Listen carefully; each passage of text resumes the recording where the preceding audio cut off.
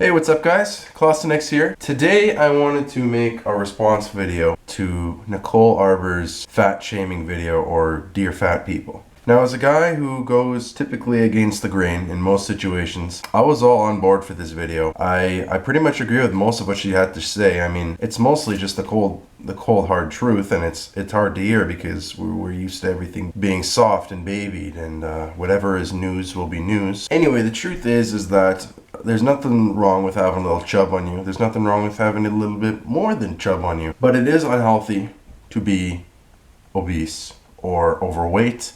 And like she said in the video, if you can't fit into a building, that should be a sign that you need to start making lifestyle changes. There's this whole fat movement, right? And this is my third year in kinesiology. I've written all kinds of papers on obesity and why it's an issue. And the world shouldn't have to change for you. And that's kind of what my motto is that the world's not going to meet you halfway. If you want something, you got to go get it. And if you can't fit into an airplane seat and you're inconveniencing the person beside you, like, the world doesn't have to change to accustom to you. They're not going to start making seats for fat people.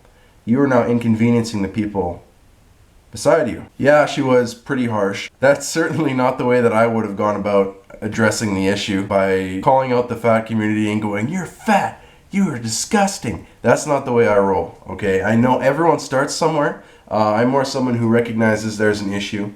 I'll help with the issue. I'll give advice, because I've been there. Well, not to a huge degree, but I did lose a decent amount of weight. And the reality of the situation is that being overweight comes with a lot of health risks. Doesn't matter what kind of label or status you want to call yourself, no matter what kind of discrimination you want to give yourself, you're at huge risk of diseases like type 2 diabetes, cardiovascular disease, neurocardiovascular disease, and just having strokes. I read an interesting fact today, I heard an interesting fact today in class, that 83% of deaths before the age of 65 are preventable by physical activity. That is a lot of deaths that have happened.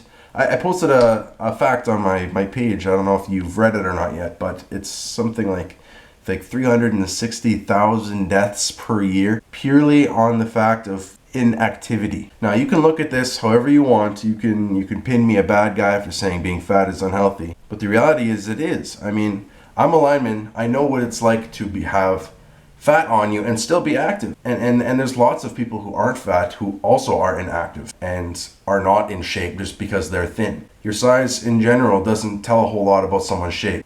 But if you, regardless of your size, if you can't make it up a flight of stairs without needing to take a break for air, you got a bit of work to do. Do I think the fat positivity movement is a good thing? No, I do not. That is if anything, it's a step backwards in our society. You know, I mean, we, as a society, we are always progressing. We are always working to fix things, fix issues like racial issues, sexuality issues, things like that. Fat people do not need this attention. The issue should be getting people healthy and getting people active, and taking them and lowering the overall mortality rate that just skyrockets because people need to make Dawn's runs every day. You know, it's just simple things like that.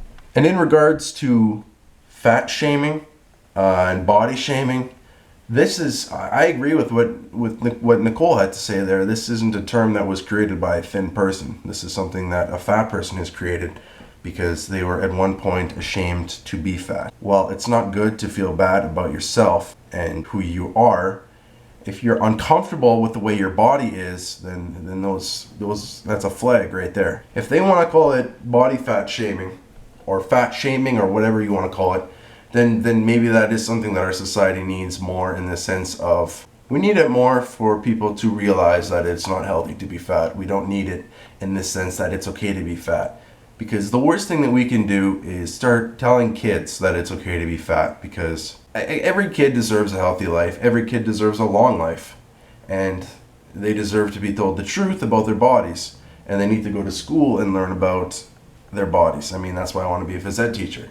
So if a kid's on the internet and he starts seeing campaigns and ads and commercials for being fat is okay, I pity that kid, and I pity our generation if we can't look at this in a realistic way. So yeah, as a whole, it's not good to make fun of someone. It's not good to shame someone, because no one is good enough to shame someone else. Everyone can be shamed for something. We honestly don't need any kind of shaming. We need encouragement and we need build up. So no, we don't need body shaming. We do need to recognize that obesity and being overweight is an issue, but we don't need to shame anybody for it. I think her video was much needed because it's an issue that people have been avoiding for a very long time.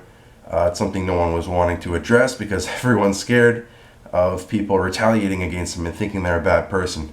And good for her. I mean, she went all out and posted her feelings online, a place where you get ripped to pieces if you sneezed in the wrong direction. So yeah, I appreciate that video. For the most part, I agree. I just think that there are better ways of going about recognizing that there's an issue. But someone had to break the ice, right? So that's all I got to say about this, guys. Yeah, thanks for watching.